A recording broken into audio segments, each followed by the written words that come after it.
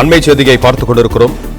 ஜோலார்பேட்டை குருபன்ஸ் காலனியில் இடத்தகராறு தொடர்பான புகாரில் வீட்டின் காமன் சுவரை ஏறி குதித்து போலீசார் விசாரணையில் ஈடுபட்ட நிலையில் போலீஸ்காரர் எப்படி சுவர் ஏறி குதிக்கலாம் என்று பெண் கேள்வி எழுப்பியிருக்கிறார்.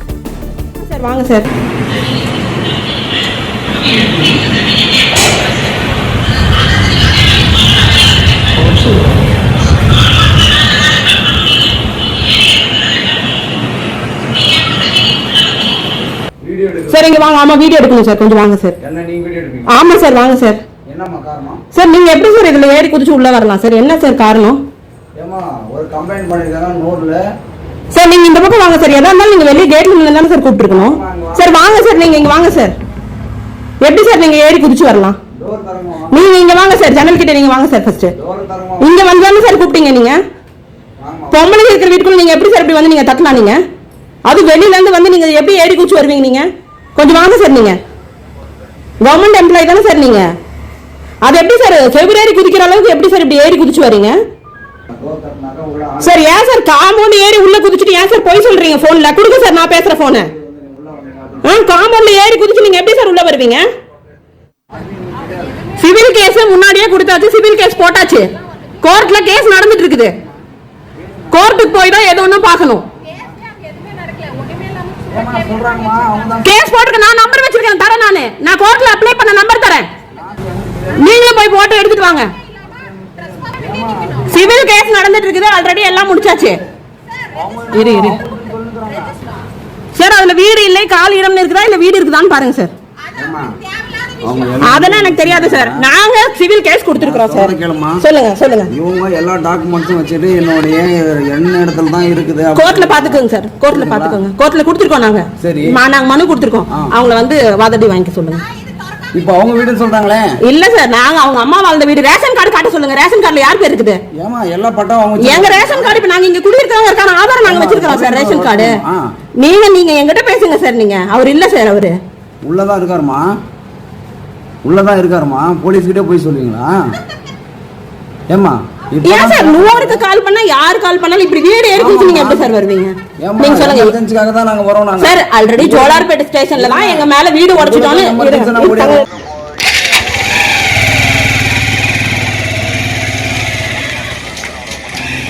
ஓகேண்ணா. ஸ்டேஷன் பாப்பா எஸ்ஐ சார் உங்களுக்கு ஃபோன் பண்ணாரு. எஸ்ஐ சார் சொல்லி போட்டு பாத்துக்கிட்டே ஏப்பா ஃபோன் கேளுங்க. ஃபோன் எடுங்க. என்னதுமா பண்ற கோர்ட்ல ஸ்டேஷன்ல என்ன சொன்னாங்க? கோர்ட் போய் அவங்க என்ன டிஸ்டர்ப் பண்ண மாட்டாங்க. கோர்ட்ல பாத்துன்னு எழுதி கொடுங்க. இந்த கேவிட்டிக்கு கோர்ட்ல பாத்துறோம். ஏமா என்ன பேசல என்னவா? நானும் சம்பந்தப்பட்டவங்க தான். ஊருக்கு வந்துச்சு நாங்க சம்பந்தப்பட்டவங்க தான். அடா அவங்க பேர் இருக்குதா? ஊர்க்கார விசாரிக்க வரலங்களே. வேற யார பாத்து விசாரிக்க வந்தா? அந்த தம்பியா தான் விசாரிக்க. சரி போங்க. அவங்களே தான் விசாரிக்க. எல்லாம் நாங்களும் பந்தக்கார நீ வந்து நீ யாருக்கும் சப்போர்ட் பண்ணிக்கிற பாத்துக்கோ. சும்மா என்ன ஏது தெரியாது பண்ணுக்காத. அம்மா சொத்தை வந்து இரு. அம்மா சொத்தை இரு.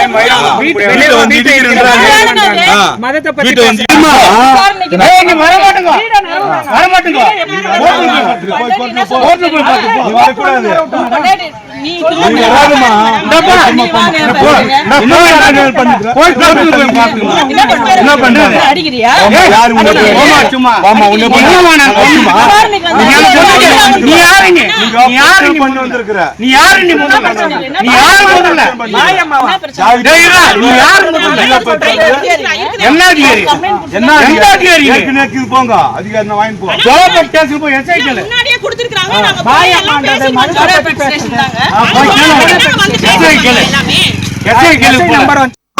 சொல்லு போ. கோர்ட்ல வந்து இடிக்கிட்டு போங்க. சார் இவங்க ஒரு 4 பேர் சேர்ந்துனே என்ன அடிக்க வராங்க. ஆமா ஆமா பொய் பேசுறப்ப. எகிரி மேலே வராங்க. இல்ல. நீ வா போன் பேச. எவ்வளவு காசு வாங்குனாங்க? எவ்வளவு வாங்குனாங்க? 5,000 10,000. 1 ரூபாய் வாங்க. அதுக்கு கம்மி பா. பொதுவால பேசு. பொதுவால கூட எவ்வளவு நீ என்ன பண்ணன்ட்ட நான் ஒரு நாள் முன்னாடி நீ பண்ண. கேவிட்டுக்குதுன்ட்டு நானு. நீ என்ன மண்ணு போட்டு பண்ணுன்ற. கேவிட்டுக்கு என்கிட்ட கோர்ட்ல பாத்துக்கிட்ட. நான் கம்ப்ளைன்ட் கொடுக்கிறேன் இவர் மேல. கொடுங்க கொடுங்க. ஒரு விசாரணை ஏமா கேவிட்டுக்கு எசகிட்டு கேளுங்க. நாங்க தான் காட்டுறோமே. கேவிட்டுக்கு பாருங்க. நீ யாருமே தெரியல எனக்கு. நீ ஜாலியா பேசு. ஆமா தெரியுது. எஸ்ஐ சார் வரட்டும். வரட்டும். ஊட ஏறி தம்பி. ஊட ஏறி அவங்ககிட்ட பேசிட்டு இருக்கேன்.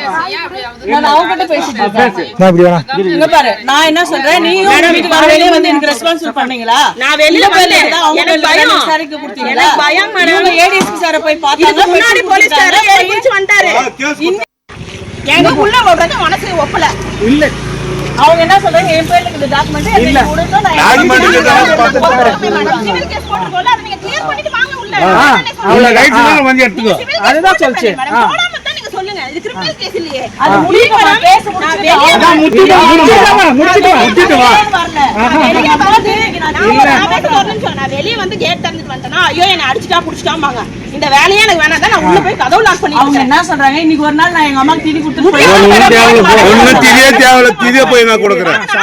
திதியே சாக வச்சு திதியார் கொடுக்கறங்களா திதியே நாங்க மனு கொடுக்கறோம். நாளைக்கு போய் ஊர் சார்பா டேய் மேல கொடுக்கறோம்.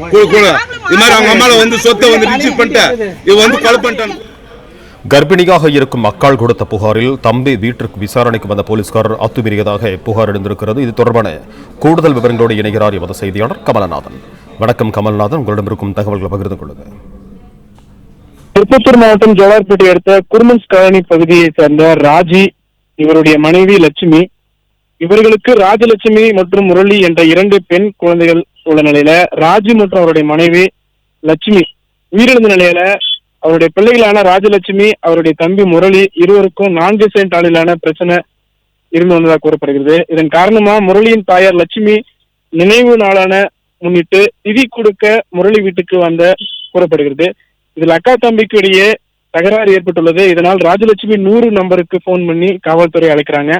அப்போது அங்கு வந்த போலீசார் திடீரென வீட்டின் காம்பவுண்ட் சுவர் ஏறி குதித்து முரளியின் வீட்டிற்குள் சென்றுள்ளனர். அதனை முரளியின் மனைவி தனது செல்போனில் வீடியோவாக பதிவு செய்து ஆளில்லாத நேரத்துல எதுக்கு காம்பவுண்ட் சுவர் குதிச்சு வீட்டுக்குள்ள வரீங்க என போலீசாரிடம் வாக்குவாதம் செய்து அந்த வீடியோவை தற்பொழுது சமூக வலைதளங்களில் பரவ செய்துள்ளார். மேலும் அந்த சம்பவம் சிவில் பிரச்சனை என்பதால் போலீசாரும் எதுவும் பேச முடியாமல் அங்கிருந்து திரும்பி சென்றனர். இதன் காரணமாக அப்பதில் சிறிது நேரம் பரபரப்பு காணப்பட்டது. பிளே ஸ்டோர் மற்றும் ஆப் ஸ்டோரில் இருந்து பாலிமர் செயலியை QR கோடு மூலம் பதிவிறக்கம் செய்யுங்கள். செய்திகளை உடனுக்குடன் பெறுங்கள்.